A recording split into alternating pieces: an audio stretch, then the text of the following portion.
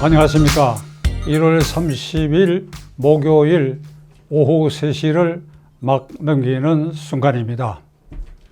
어저께 검찰은 윤석열 총장이 주재하고 서울중앙지검장 등 관련 검사들이 전부 참석한 회의에서 내린 결론에 따라서 이른바 울산시장 부정선거 게이트와 관련하여 송철호 당선자, 청와대의 한병도 전 정무수석 등 청와대 관련자 등 13명을 불구속 기소하기에 이르렀습니다.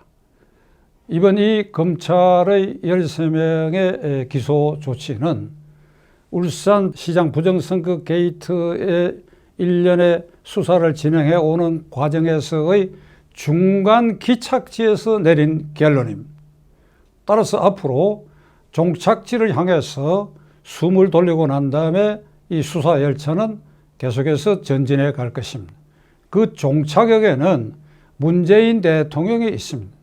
따라서 종착지까지 이르는 과정에서 검찰이 밝혀야 할 것은 13명의 배후에 문재인 대통령이 이 사건을 사전에 인지하고 있었는가, 단계별로 인지하고 있었는가, 인지하지 않았다면 인지하지 못한 이유가 따로 있는가 하는 것들을 밝혀서 대통령의 이 사건 개입 여부, 유무죄, 사법처리 여부를 이제 찾아낼 목적지로 향하게 되었습니다. 어제 13명을 기소하면서 검찰은 다음과 같은 결론에 도달하였습니다. 이 사건은 청와대가 개입하여 조직하고 공작한 사건이다. 그 이유로 몇 가지 이유를 댔습니다. 첫째로는 청와대의 하명 수사에 따라서 선거 당시의 자유한국당 소속의 김기현 시장을 낙선시키기 위해서 그가 3월 초에 자유한국당 공천자로 확정되는 그날을 택해가지고 울산경찰청이 울산시장 집무실을 압수수색으로 덮쳤습니다. 그 뒤에 선거에 이르기까지 꾸준히 경찰이 김기현 시장과 그 주변에 부패 사실이 있다고 하는 것을 널리 각인시키는 일련의 수사 행태를 통해서 그의 지지도를 낮췄습니다. 둘째로는 송철호 시장과의 강력한 경쟁자였던 임동호 민주당 최고위원을 시장 후보에서 사퇴시키고 이를 물러서게 하기 위해서 그를 회유, 매수 시도한 것이 한 사례가 될 것입니다. 셋째로는 송철호 후보의 공약을 현 시장인 김기현 후보의 공약보다도 월등히 낮게 하기 위해서 김기현 후보의 공약을 뭉개고 송철호 후보의 공약을 떠올리는 이 일련의 작업도 청와대에서 진행이 됐습니다. 이러한 사실이 드러남으로써 검찰은 청와대가 이 부정선거 게이트를 조직하고 공작하고 기획했다 이렇게 단정한 것입니다. 검찰 수사가 중간 기착지에 이르기까지 엄청난 수사 방해가 있었습니다. 이건 뭐 경천 동지할 만한 일이고 헌정사 유례가 없는 일들이 벌어졌습니다. 우선 그 수사 담당자들을 전부 흩기 위해서 좌천시키는 작업을 1월 8일 날 해당 검사장과 차장검사, 부장검사 등의 인사를 단행했고 곧 이어서 2차례 수사팀을 흩트는 그러한 공작을 했습니다. 이건 분명히 인사 공작이라고 봐야 할 것입니다. 그리고 청와대가 지난달에 이 사건과 관련돼서 압수수색 영장을 법원으로도 발부받았는데 그 영장 집행을 거부했습니다. 8시간 동안 검찰 수사관이 청와대 입구에 가서 대기까지 했는데 그때 저는 이렇게 생각했습니다. 형사소송법에 법관이 발부한 영장을 집행하기 위해서 이 집행 해당 당사자가 거부할 때는 강제력을 동원할 수 있습니다. 경찰관의 협조를 구한다라든지 왜 거기까지 나아가지 못했느냐 이런 생각을 했는데 아마 차마 거기까지 강제력을 동원하기는 그래도 대통령 안에 계시니까. 그런데 이 압수수색 영장 거부는 중대한 자유민주주의 형사소송법 원리의 정면으로 배치되는 일입니다. 이런 일련의 수사 방해에도 불구하고 중간 기착지에 이르렀습니다.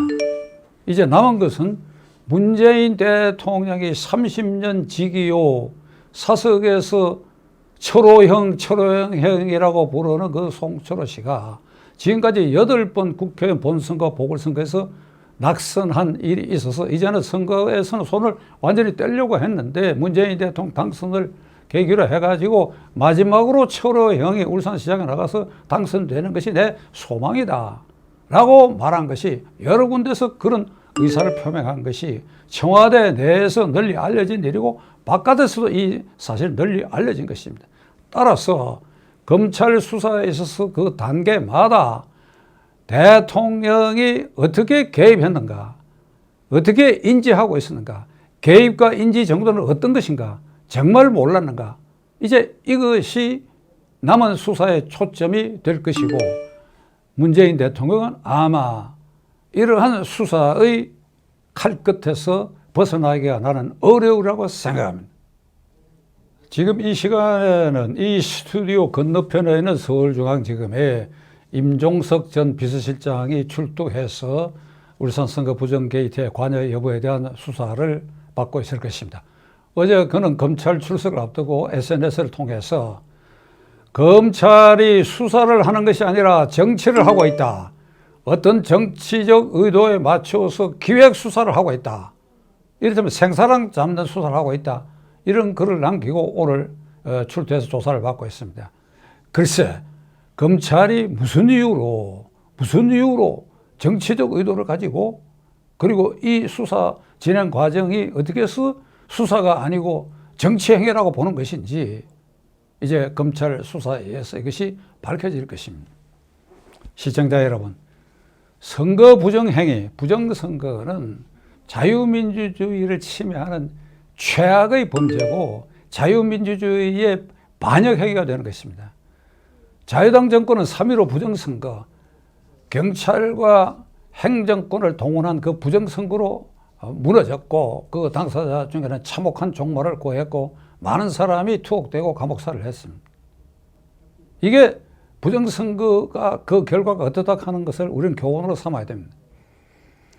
문재인 정권 아래서 박근혜 대통령이 구속되고 재판받는 과정에서 징역 2년형이 선고된 부분이 있습니다. 그것은 지난 4년 전에 국회의원 선거 때 박 대통령이 이른바 친박 후보들에 대해서 청와대 정무수석실이 주도해가지고 여론조사를 해본 일이 있는데 그래서 거기에 7사람의 여론조사를 해서 그 결과를 당에다가 이렇게 이첩했다고 하는 그 혐의 때문에 그것만으로 징역 2년이 선고됐습니다.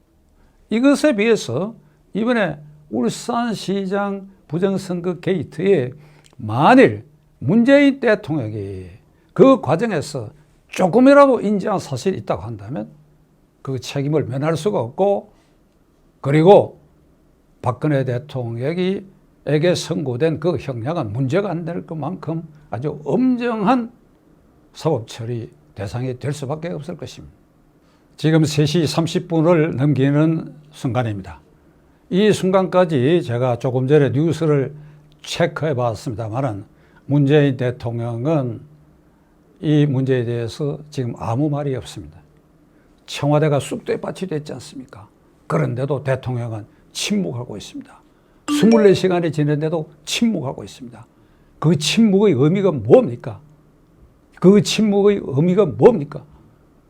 우리는 두 눈 부릅뜨고 검찰 수사의 앞으로 향방에 대해서 이걸 주시하고 검찰이 여기에서 머뭇거리지 않고 앞으로 가해질 어떠한 수사 방해에도 불구하고 종점까지 용기 있게 나아갈 것을 우리는 성원하고 지켜봐야 할 것입니다.